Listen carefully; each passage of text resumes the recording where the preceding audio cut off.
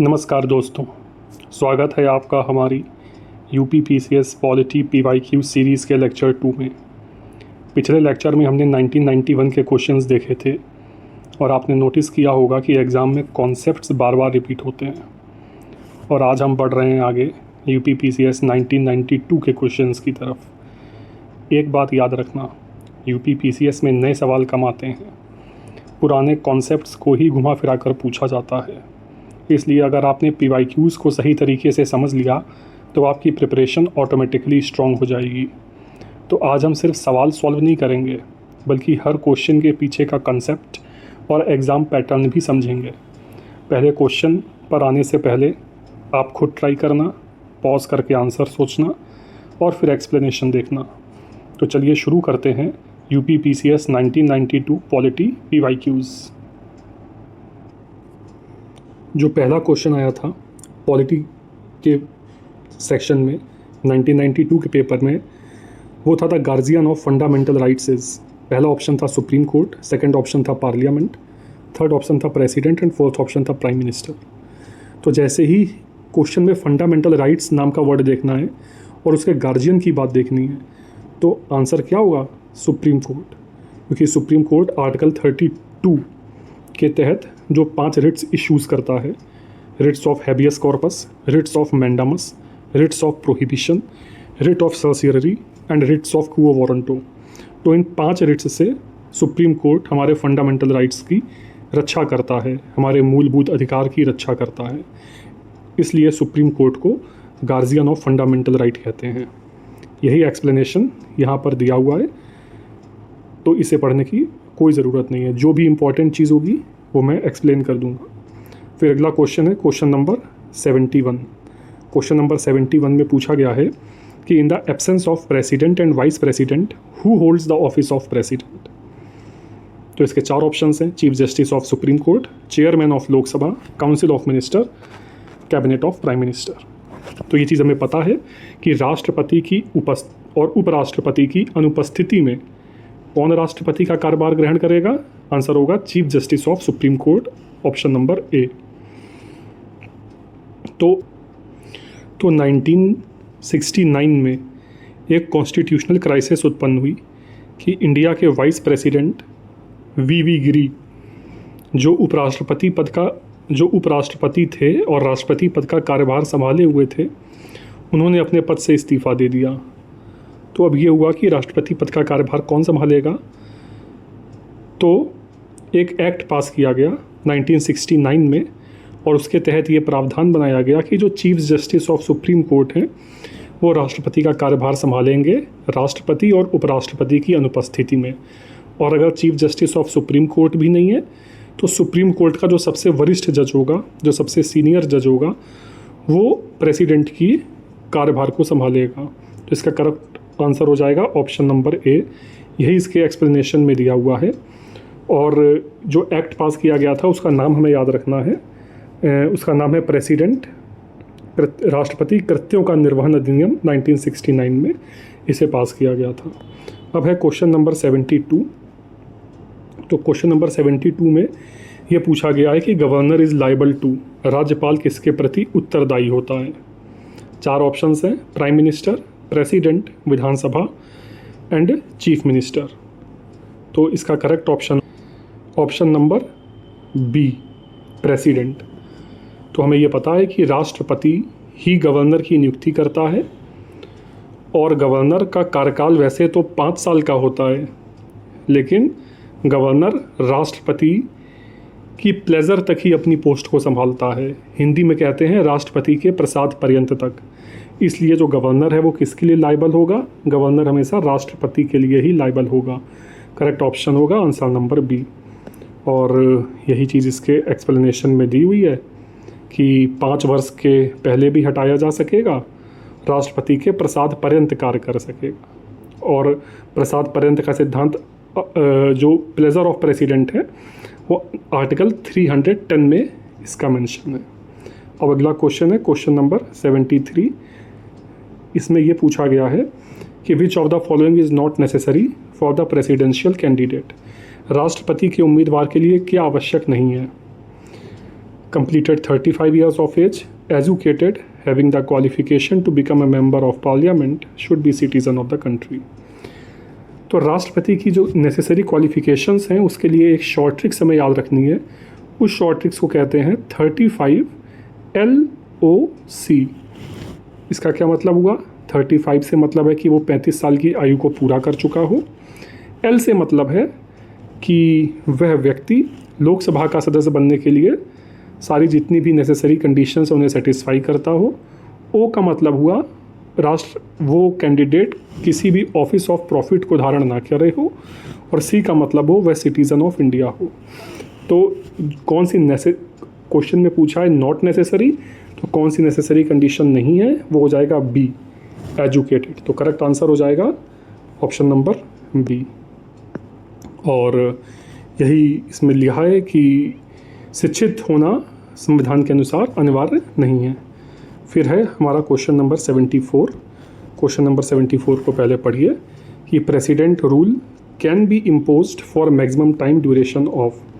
राष्ट्रपति शासन अधिकतम लगाया जा सकता है कितने महीनों के लिए या कितने वर्षों के लिए? पहला ऑप्शन है 1 वर्ष, दूसरा ऑप्शन है 2 वर्ष, तीसरा ऑप्शन है 6 माह और चौथा ऑप्शन है 3 वर्ष। तो प्रेसिडेंट रूल मतलब राष्ट्रपति शासन किसी भी राज्य में 1 वर्ष के लिए मैक्सिमम लगाया जा सकता है। लेकिन अगर चुनाव आयोग, इलेक्शन कमीशन ये सर्टिफाई कर दे कि इस राज्य में ऐसी स्थिति नहीं है कि यहाँ पर चुनाव कराया जा सके, तो लोकसभा और राज्यसभा उस राष्ट्रपति शासन को 3 साल के लिए एक्सटेंड कर सकती हैं। तो प्रेसिडेंट रूल मैक्सिमम कितने टाइम के लिए लगाया जा सकता है? 3 साल के लिए लगाया जा सकता है। यही इसके एक्सप्लेनेशन में लिखा हुआ है, इसे पढ़ने की अब कोई ज़रूरत नहीं है। UPPCS में क्वेश्चंस बहुत कठिन नहीं आते हैं, बहुत ज़्यादा फैक्चुअल नहीं आते हैं। PYQ से हमें यही सीखने को मिलता है। तो यह फालतू की इन्फॉर्मेशन नहीं लिखनी है। जिसने ये किताब बनाई और उसका एक्सप्लेनेशन लिखा, उससे तो लिखना था क्योंकि वो बुक बना रहा है, लेकिन हमें वो पढ़ना है जो एग्ज़ाम के लिए इम्पॉर्टेंट है। एग्ज़ाम के लिए जो मैंने एक्सप्लेन किया सिर्फ उतना इम्पॉर्टेंट है, उससे ज़्यादा कुछ भी नहीं। अब चलते हैं अगले क्वेश्चन पे। अगला क्वेश्चन है क्वेश्चन नंबर 75। क्वेश्चन नंबर 75 है कि कैबिनेट में कौन कौन से लोग होते हैं? Cabinet includes ministers of all ministries, only cabinet ministers, cabinet ministers and state ministers, cabinet ministers, state ministers and ministers. तो क्योंकि इसमें कैबिनेट पूछा है तो सिर्फ ministers of only cabinet ministers होंगे। करेक्ट आंसर होगा ऑप्शन नंबर B। तो इसमें कुछ ऐसा एक्सप्लेन के लायक है नहीं, ये तो पॉलिटी का बहुत बेसिक चीज़ है। फिर है अगला है क्वेश्चन नंबर 76। एक चीज़ और, यहाँ पर हम पॉलिटी पढ़ नहीं रहे हैं, हम पॉलिटी पढ़ चुके हैं, अब हम PYQs कर रहे हैं, जिससे कोई भी हमारा PYQ मिस ना हो पाए। Question number 76, chairman of which Sabha is not a member of that Sabha. तो जो लोकसभा, ऑप्शन नंबर B है, लोकसभा का जो स्पीकर होता है वो तो लोकसभा का मेंबर होता है और लोकसभा के लोग में उसका इलेक्शन होता है, सेम विधानसभा में होता है और सेम विधान परिषद में होता है। लेकिन जो ऑप्शन नंबर A है राज्यसभा, राज्यसभा का चेयरमैन राज्यसभा का मेंबर नहीं होता, क्योंकि जो इंडिया के वाइस प्रेसिडेंट होते हैं वो एक्स ऑफिशियो चेयरमैन होते हैं, पदेन सभापति होते हैं राज्यसभा के। तो इसका जो करेक्ट ऑप्शन हो जाएगा वो हो जाएगा ऑप्शन नंबर A, राज्यसभा। इसके एक्सप्लेनेशन में लिखा भी है कि आर्टिकल 64 के अनुसार भारत का उपराष्ट्रपति राज्यसभा का पदेन सभापति होगा, एक्स ऑफिशियो चेयरमैन होगा। उपराष्ट्रपति राज्यसभा का सदस्य नहीं होता है, लेकिन उपराष्ट्रपति बनने के लिए यह आवश्यक है कि राज्यसभा का सदस्य निर्वाचित होने की योग्यता होनी चाहिए। इसका मतलब कोई भी व्यक्ति जो वाइस प्रेसिडेंट बनने का इलेक्शन लड़ना चाहता है उसके पास राज्यसभा का मेंबर इलेक्ट होने के लिए सारी क्वालिफिकेशंस होनी चाहिए। लेकिन जब वो वाइस प्रेसिडेंट इलेक्ट हो गया तो उसके बाद वो एक्स ऑफिशियो चेयरमैन बन जाता है राज्यसभा का, वो राज्यसभा का मेंबर नहीं होता है। अगला है क्वेश्चन नंबर, और ये क्वेश्चन बहुत बार रिपीट हुआ है। अब है अगला question number 77। The term of office of a member of Rajya Sabha is. पहला ऑप्शन, राज्यसभा के सदस्य का कार्यकाल कितने वर्ष का होता है? पहला option 3 years, second option 5 years, third option 6 years and fourth option 2 years. तो इसका आंसर है ऑप्शन नंबर सी, 6 इयर्स। तो इसमें जो कमीशन हमें कंफ्यूज करता है वो दो चीज़ों में करता है। पहली चीज़ ये होती है कि जो राज्यसभा का टेन्योर कितना होता है। तो राज्यसभा का टेन्योर कुछ नहीं होता है, क्योंकि जो राज्यसभा है उसे डिसॉल्व नहीं किया जा सकता। राज्यसभा को डिसॉल्व नहीं किया जा सकता। राज्यसभा को परमानेंट हाउस कहते हैं। कैसा हाउस कहते हैं? परमानेंट हाउस कहते हैं। लेकिन जो राज्यसभा के मेंबर्स होते हैं उनका टेन्योर कितना होता है? वो होता है 6 इयर्स, 6 साल। तो आयोग इसमें कंफ्यूज करता है मेंबर्स का टेन्योर और राज्यसभा का टेन्योर, इन दो चीज़ों में। तो ये हमें याद रखना है कि राज्यसभा का टेन्योर कुछ नहीं होता, इनफाइनाइट है, क्योंकि राज्यसभा एक परमानेंट हाउस है और उसे डिसॉल्व नहीं किया जा सकता। लेकिन उसके मेंबर्स का टेन्योर 6 इयर्स है। अब है अगला question, question number 78। Question number 78 में ये पूछा गया है कि who decides that a bill is money bill और नॉट। इसका निर्णय कौन करेगा कि यह धन विधेयक है अथवा नहीं? 4 ऑप्शंस हैं, president, prime minister, speaker of Lok Sabha, cabinet ministers. तो इसका जो करेक्ट ऑप्शन होगा वो होगा स्पीकर ऑफ लोकसभा, लोकसभा के अध्यक्ष। तो करेक्ट ऑप्शन हो जाएगा ऑप्शन नंबर सी। और इसका जो आर्टिकल है वो बहुत इंपॉर्टेंट, और उस आर्टिकल को हमें याद रखना है। आर्टिकल है 110। आर्टिकल 110 में क्या लिखा हुआ है कि यदि यह प्रश्न उठता है कि कोई विधेयक धन विधेयक है या नहीं, तो उस पर लोकसभा के अध्यक्ष का निर्णय अंतिम होगा। अगर कभी भी ये क्वेश्चन आएगा कि कोई बिल मनी बिल है कि नहीं, तो speaker of the Lok Sabha would be final authority, और स्पीकर ऑफ लोकसभा जो भी निर्णय देंगे उसको सुप्रीम कोर्ट में चैलेंज नहीं किया जा सकता। तो ये इस क्वेश्चन के लिए हमें जानना इम्पोर्टेंट था। अब चलते हैं अगले क्वेश्चन पर। अगला क्वेश्चन है question number 79। Which of the following is not associated with election commission. निम्न में से किसका संबंध चुनाव आयोग से नहीं है? पहला ऑप्शन है नोटिफिकेशन अबाउट द इलेक्शन, चुनाव की अधिसूचना जारी करना। सेकेंड ऑप्शन है to allot the election symbols, चुनाव चिन्ह का बंटवारा करना। थर्ड ऑप्शन है to solve the legitimacy of elections, चुनाव की वैधता का निपटारा करना। और फोर्थ ऑप्शन है to complete the elections in a peaceful manner, चुनाव शांतिपूर्ण ढंग से संपन्न कराना। ये जो क्वेश्चन है ये बहुत कंफ्यूजिंग क्वेश्चन है। तो इसका जो करेक्ट आंसर है वो है option number A, notification about the election. ये चीज़ हमें हमेशा याद रखनी है कि जब भी लोकसभा का इलेक्शन होता है तो हमेशा प्रेसिडेंट नोटिफाई करता है उस इलेक्शन को, और जो भी राज्यों का इलेक्शन होता है या विधानसभा का इलेक्शन होता है तो गवर्नर नोटिफाई करता है गैजेट में। प्रेसिडेंट नोटिफाई करता है गैजेट ऑफ इंडिया में एंड गवर्नर नोटिफाई करता है गैजेट ऑफ स्टेट में। काफ़ी इंपॉर्टेंट क्वेश्चन है, काफ़ी अच्छा क्वेश्चन है और एस्पिरेंट्स को बहुत कंफ्यूज करता है। इस क्वेश्चन में बहुत सारे लोग ऑप्शन नंबर सी टिक कर देते हैं, to solve the legitimacy of election, क्योंकि उन्हें ये लगता है कि जो सुप्रीम कोर्ट होगा वो लेजिटिमेसी ऑफ इलेक्शन को डिसाइड करेगा।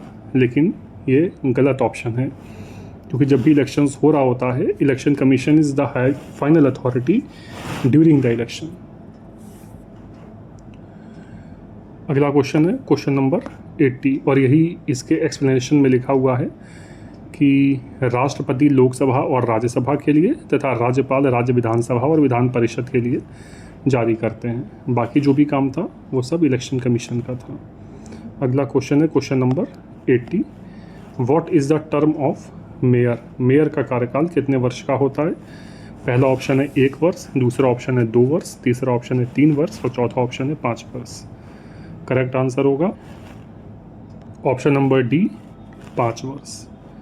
तो ये तो साधारण सा क्वेश्चन है और 74वें संविधान संशोधन के अनुसार मेयर 5 वर्ष का होगा मेयर का कार्यकाल। बस, तो ये ख़त्म हो गया और अगले यहाँ से इकोनॉमी के क्वेश्चन शुरू हो गए हैं। तो अभी हम पॉलिटी के पहले सारे ईयर्स के क्वेश्चंस कवर करेंगे और उसके बाद फिर हम दूसरे सब्जेक्ट्स के क्वेश्चंस भी इसी तरह से कवर करेंगे। तो दोस्तों, आज हमने यूपीपीसीएस 1992 के पॉलिटी पीवाईक्यूज़ को डिटेल में समझा। आपने देखा होगा कि क्वेश्चंस अलग अलग दिखते हैं लेकिन कॉन्सेप्ट्स बार बार वही रिपीट होते हैं।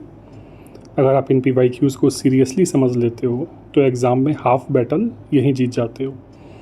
इसलिए इन क्वेश्चंस को एक बार रिवाइज ज़रूर करना और कॉन्सेप्ट्स क्लियर रखना, यही सिलेक्शन की है।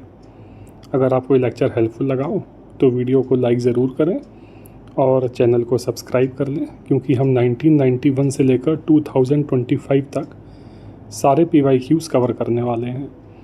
अगली वीडियो में हम करेंगे यूपीपीसीएस 1993 पॉलिटी पीवाईक्यूज़। तो जुड़े रहिए इस सीरीज़ के साथ। धन्यवाद।